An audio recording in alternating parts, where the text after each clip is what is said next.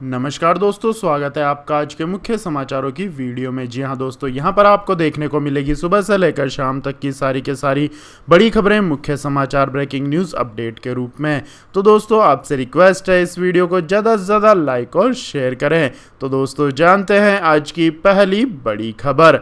भवानीपुर में बम्पर जीत के बाद बोली ममता बनर्जी, नंदीग्राम की साजिश का जनता ने दिया मुंहतोड़ जवाब। जी हां दोस्तों, पश्चिम बंगाल की मुख्यमंत्री ममता बनर्जी ने भारी मतों से भवानीपुर उपचुनाव में जीत हासिल कर ली है। उन्होंने बीजेपी की उम्मीदवार प्रियंका टिब्रेवाल को 58,000 से ज्यादा वोटों से हरा दिया है। ममता बनर्जी की जीत के बाद टीएमसी कार्यकर्ता जश्न मना रहे हैं। उपचुनाव में बड़ी जीत के बाद ममता बनर्जी ने कहा कि केंद्र ने साजिश करके हमें हटाने का बंदोबस्त किया था, लेकिन जनता ने हमें जीत दिला दी, हमें पांव में चोट दी ताकि हम चुनाव नहीं लड़ पाए। ममता ने कहा कि नंदीग्राम में रची गई साजिश का भवानीपुर के लोगों ने मुंहतोड़ जवाब दिया है। मेरे चुनाव का मामला कोर्ट में है, इसलिए मेरा बोलना उचित नहीं है, लेकिन चुनाव आयोग ने 6 महीने के अंदर उपचुनाव कराया है। इसके बाद दोस्तों रुक करते हैं अगली खबर का। लखीमपुर में किसानों का हंगामा, 6 लोगों की हुई मौत। जी हां दोस्तों, नए कृषि कानूनों के खिलाफ आंदोलन कर रहे किसानों का आंदोलन अब हिंसक होने लगा है। किसानों ने यूपी के लखीमपुर खीरी में केंद्रीय मंत्री अजय मिश्रा के बेटे की 2 कारों में आग लगा दी। इस घटना में 6 किसानों की भी मौत की खबर सामने आ रही है। आपको बता दें दोस्तों, यूपी के डिप्टी सीएम केशव प्रसाद मौर्य रविवार को लखीमपुर खीरी में केंद्रीय गृह राज्य मंत्री अजय मिश्र टैनी के गांव बनवीरपुर जा रहे थे। उन्हें रिसीव करने के लिए अजय मिश्रा के बेटे आशीष मिश्रा काफिले के साथ घर से निकले। इसी दौरान रास्ते में आशीष मिश्रा और उसके साथ चल रही एक गाड़ी को किसानों ने रोक लिया। वह उनसे नए कृषि कानूनों को वापस लेने की मांग करने लगे। किसानों से बचने के लिए केंद्रीय मंत्री के बेटे आशीष मिश्रा ने ड्राइवर से स्पीड बढ़ाकर भागने की कोशिश की। इसी दौरान कुछ किसान गाड़ियों के सामने आ गए, जिसकी वजह से 6 किसानों की मौत हो गई और करीब 8 किसान घायल हो गए। इस घटना के बाद नाराज किसानों ने मंत्री के बेटे की 2 गाड़ियों को फूंक दिया। हालांकि इस घटना के बाद भी केशव प्रसाद मौर्य सड़क मार्ग से गांव पहुंचे और वहां एक कुश्ती दंगल का उद्घाटन किया। इसके बाद दोस्तों जान लेते हैं अगली बड़ी खबर। हरियाणा के सीएम मनोहर लाल खट्टर के बिगड़े बोल, कहा हर इलाके से 1000 लठ वाले करेंगे किसानों का इलाज।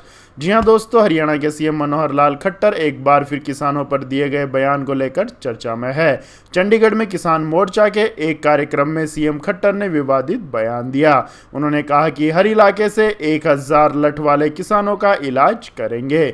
सीएम खट्टर ने कहा कि उठा लो लठ, उग्र किसानों को तुम भी जवाब दो, देख लेंगे 2-4 महीने जेल में रह आओगे तो बड़े नेता बन जाओगे। इसके अलावा सीएम खट्टर ने कहा कि जमानत की परवाह मत करो। खट्टर के बयान पर संयुक्त किसान मोर्चा ने पलटवार किया है। एसकेएम की तरफ से प्रेस विज्ञप्ति जारी कर कहा कि हरियाणा के मुख्यमंत्री मनोहर लाल खट्टर ने बेशर्मी से कार्यकर्ताओं को लाठियों को उठाने और किसानों पर हमला करने के लिए प्रोत्साहित किया है। एसकेएम भाजपा सीएम के हिंसक इरादे की कड़ी निंदा करता है और मांग करता है कि वह तुरंत माफी मांगे और अपने संवैधानिक पद से इस्तीफा दें। इसके बाद दोस्तों जान लेते हैं अगली बड़ी खबर। यूपी में चुनावी दांव से पहले बिखरे कांग्रेस के पत्ते, हाथ झटक पाला बदल रहे हैं अपने। जी हां दोस्तों, चुनावी बिसात अभी बिछी नहीं। कांग्रेस दांव चलने का दम जुटा रही है कि इधर उसके पत्ते बिखरे जा रहे हैं। उपेक्षा की टीस से बेचैन पुराने कांग्रेसी मौका मिलते ही उस हाथ को झटक कर जा रहे हैं जिसे उन्होंने बढ़ाया, और बदले में उस हाथ को खींचकर आगे बढ़ने के लिए इन नेताओं ने भी जीवन खपा दिया। नेतृत्व की बेफिक्री का ही परिणाम है कि दशकों पीढ़ियों से जो कांग्रेस के अपने तो वह मुंह फेर कर चले जा रहे हैं, और जो दूसरे दलों से आए थे उनका भी भरोसा यहां जम न सका। यह सब उस चुनाव के पहले हो रहा है जिसमें प्रियंका वाड्रा के रूप में गांधी खानदान की साख दांव पर लगी है।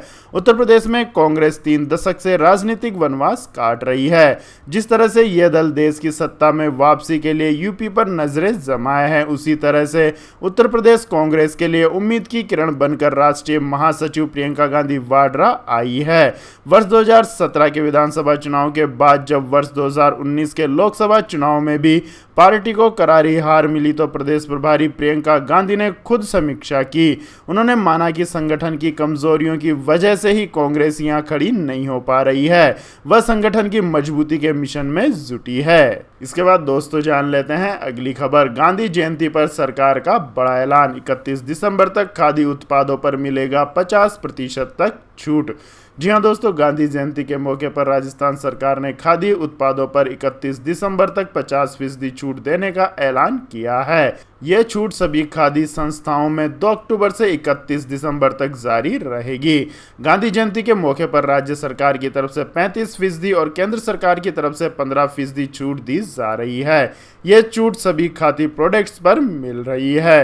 राज्य के सीएम अशोक गहलोत ने ट्वीट करके इस बात की जानकारी दी। आपको बता दें दोस्तों, राज्य सरकार ने महात्मा गांधी की 150वीं जयंती के मौके पर साल 2019 में भी खादी प्रोडक्ट्स पर 50% की छूट दी थी। सीएम ने एक बार फिर खादी उत्पादों को बढ़ावा देने के लिए 50% छूट का ऐलान किया है। सरकार यह कदम राज्य में खादी को बढ़ावा देने के लिए उठा रही है। सभी खादी संस्थानों में अब आधे दामों पर उत्पाद खरीदे जा सकेंगे। इसके बाद दोस्तों जान लेते हैं अगली खबर। एसबीआई में है अकाउंट तो जमा करें बस 342 रुपये, मिलेगा 4 लाख का बम्पर फायदा। जी हां दोस्तों, कोरोना वायरस के कहर के बाद लोगों में बीमा को लेकर ज्यादा समझ देखी गई है। जीवन की अस्थिरता में बीमा का महत्व अब लोगों को अच्छे से समझ में आने लगा है। सरकार भी समाज के हर तबके तक बीमा को पहुंचाने के लिए बहुत कम पैसों में इंश्योरेंस की सुविधा दे रही है। इसी क्रम में सरकार की स्कीम प्रधानमंत्री सुरक्षा बीमा योजना और प्रधानमंत्री जीवन ज्योति बीमा योजना है, जो आपको 4 लाख रुपए तक का कवर दे रही है। सबसे खास बात यह है कि इसके लिए आपको सिर्फ 342 रुपए ही देने होंगे।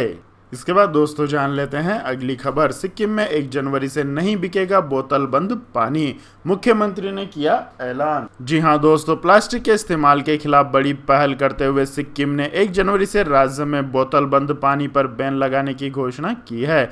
इसके बाद लोगों को पानी के लिए अपने खुद के थर्मस या दूसरे साधनों का इस्तेमाल करना होगा। मुख्यमंत्री PS तमांग ने कहा कि पैक्ड मिनरल वाटर राज्य में पर्यावरण प्रदूषण बढ़ा रहा है। लोग पानी की बोतल यूज करने के बाद जहां तहां उसे फेंक देते हैं। इसके चलते न केवल राज्य की खूबसूरती खराब हो रही है, बल्कि पर्यावरण का भी गंभीर संकट पनप रहा है। गांधी जयंती के मौके पर आयोजित एक स्वच्छता कार्यक्रम को संबोधित करते हुए मुख्यमंत्री तमांग ने कहा कि 1 जनवरी 2022 से सिक्किम में बोतल बंद पानी का इस्तेमाल पूरी तरह प्रतिबंधित होगा। राज्य में ऐसे कई प्राकृतिक स्रोत हैं जहां से ताज़ा और अच्छी क्वालिटी का पीने का पानी मिलता है। पैक्ड पानी पर बैन के बाद सरकार प्राकृतिक स्रोतों से लोगों को वाटर सप्लाई करेगी, यानी लोग प्रदेश के किसी भी हिस्से में शुद्ध पानी पी सकेंगे। इसके बाद दोस्तों जान लेते हैं अगली बड़ी खबर। अकाउंटिंग फर्म PwC का बड़ा फैसला, 40,000 कर्मचारियों को आजीवन वर्क फ्रॉम होम की छूट। जी हां दोस्तों, अकाउंटिंग और कंसल्टेंसी फर्म PwC ने अमेरिका में अपने 40,000 कर्मचारियों को हमेशा के लिए घर से काम करने की छूट दे दी है। PwC ने वर्क फ्रॉम होम को लेकर अपनी नई पॉलिसी का ऐलान किया है।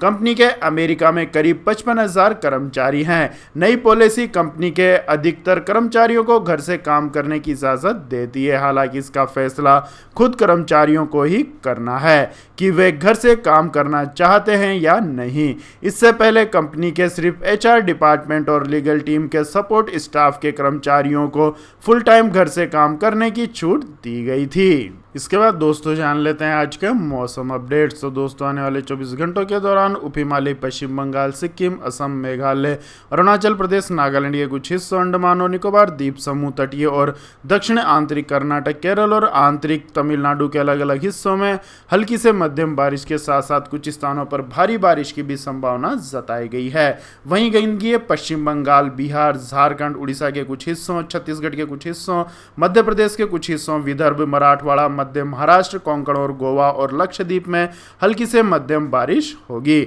इसके अलावा दोस्तों दक्षिणी पूर्वी राजस्थान, दक्षिणी गुजरात और तेलंगाना, उत्तराखंड, हिमाचल प्रदेश और जम्मू कश्मीर के अलग अलग हिस्सों में हल्की बारिश होने की संभावना जताई गई है। इसके बाद दोस्तों जान लेते हैं अगली बड़ी खबर। पेट्रोल डीजल की कीमतों में आज फिर हुआ इजाफा।